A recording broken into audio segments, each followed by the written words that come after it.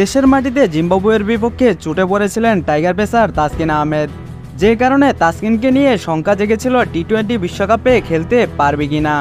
তবে এবার সুখবর পাওয়া গেল বিশ্বকাপে শ্রীলঙ্কার বিপক্ষে প্রথম ম্যাচ থেকেই পাওয়া যাবে তাসকিনকে, যেখানে প্রত্যাশিত সময় অনুযায়ী নিজের 24 দিনের মধ্যেই রিহ্যাব শেষ করতে পেরেছেন এই স্পিড স্টার, যে কারণে লঙ্কানদের বিপক্ষে খেলতেও আর কোনো বাধা নেই তাসকিন আহমেদের।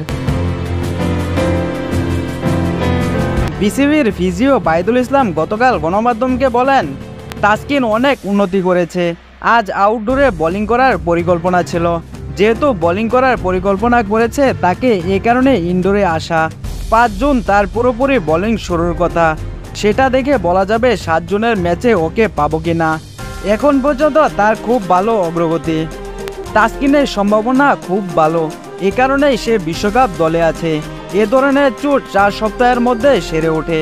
এ ধরনের চোটের পর শতভাগ ফিট বলা যায় না, তবে অনেক ভালো অবস্থায় থাকবে সে। আশা করি 7 জুনের মধ্যেই শতভাগ ফিট হয়ে যাবে। পাজরের ইনজুরির কারণে যুক্তরাষ্ট্রের বিপক্ষে 3 ম্যাচে টি-20 সিরিজ খেলতে পারেননি তাসকিন।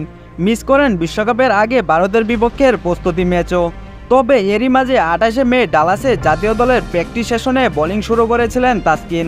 তাই তো আশা করা যায় 5 তারিখের মধ্যে পুরোপুরি বোলিং শুরু করতে পারবে টাইগারি পেসার।